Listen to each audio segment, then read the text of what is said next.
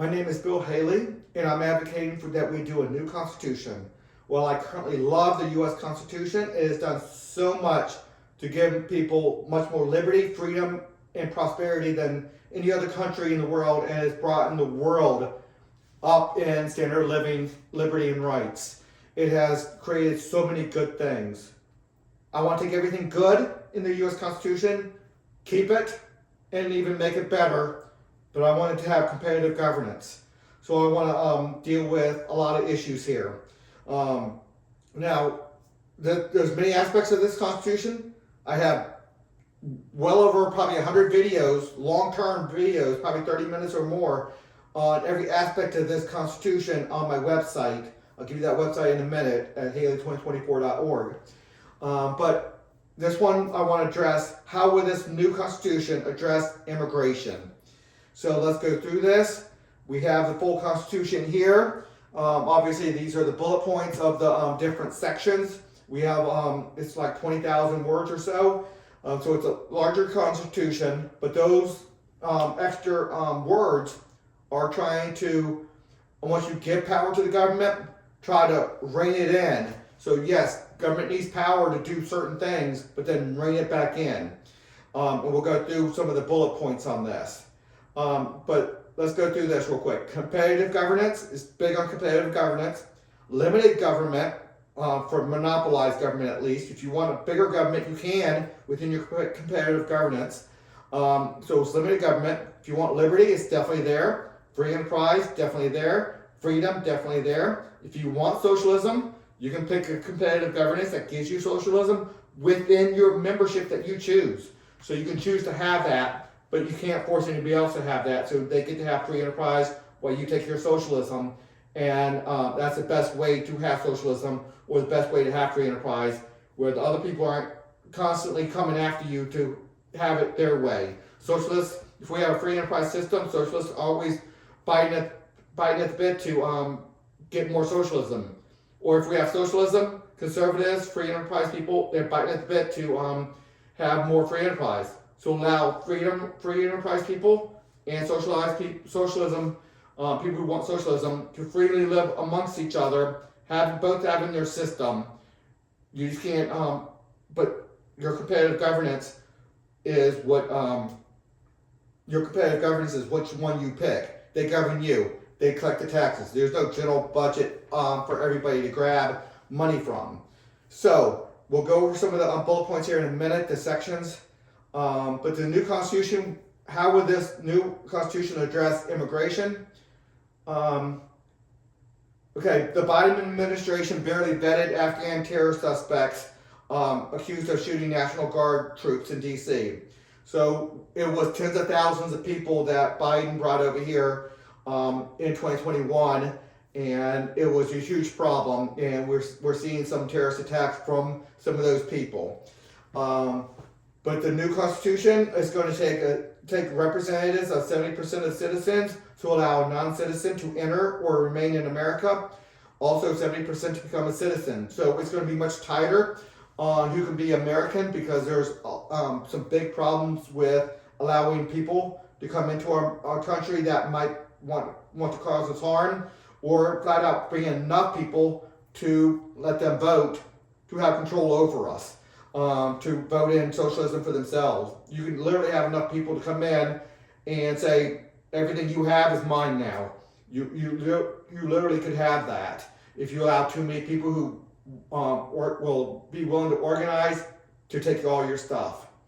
Kristi Noem says he wants a full travel ban on countries flooding our nations with killers. They're not. Then Rubio said they're not going to sucker Donald Trump. Rubio crystal clear on Venezuela immigration. So again, we take it out of the hands of just one person, the president and his representatives, the Secretary of State and Secretary of Homeland Security for Kristi Noem. We take it out of the hands of just that president and his people, and we give it to the American citizens. And it really takes the representatives of 70% of American citizens to vote to allow each individual to come in. And we can have a structure to make that efficient and productive. But that way we get the people who are more friendly to America, not hostile to America, not going to come in be terrorists, not going to come in and just be a drain on our social services, our charity system and the like, but what most people would call a good addition to America. The new Constitution, it's about competitive governance, limited government, liberty, freedom, and free enterprise. We talked about some of that.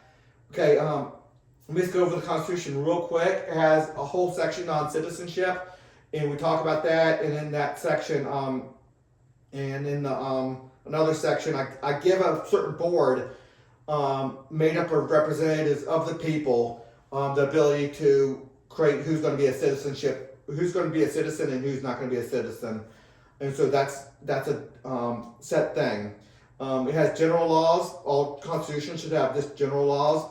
Bylaws, you have to look at that, saying how the whole system's going to work, just to make each section work. Federal, state, and local. And yes, it does have executive, judicial, and legislative branches. The three branches stay, but we separate government a lot more than what the current government does. We separate the power. The big part, a nice big part and good part of the U.S. Constitution is separation of powers. We take that and magnify it significantly, very significantly. Original authority, I go over on this one, who has authority over who has authority, and it starts with the individual, then it goes to family, and then the CRA, the Competitive Regulatory Agency.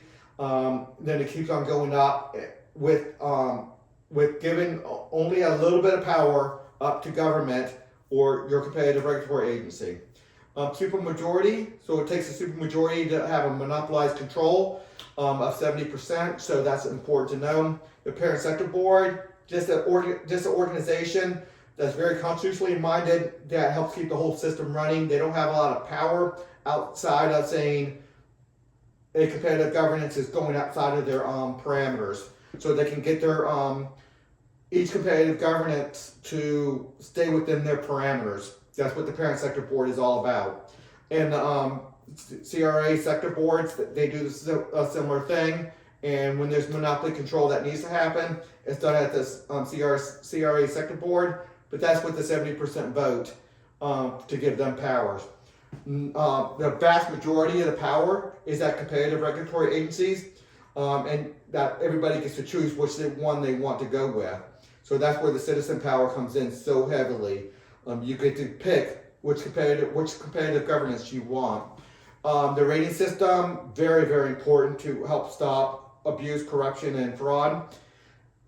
Taxation, how we deal with that. We have a major debt issue. How to deal with that. I have that. Pockets of freedom, how to deal with the immigration problems we currently have, and help with some foreign policy that would be, in my opinion, very, very beneficial. States partial acceptance per sector. Not that I want states not to accept the whole thing, but it gives the states ability to accept the full Constitution without accepting every part of it. The separation of responsibilities and authorities into 30 sectors, which is highly important. You have all 30 sectors here, from the charity system to the foreign protection system to the violent crime mitigation system, the healthcare and banks and insurance. You got food, education, manufacturing, identity, human resources and sales. You have environmental, work safety and disability, transportation, media and communication, land and water.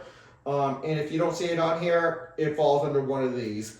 Most likely media and communication or work safety and disability is two of the catch-alls for different assorted things that might not easily fall under another sector here.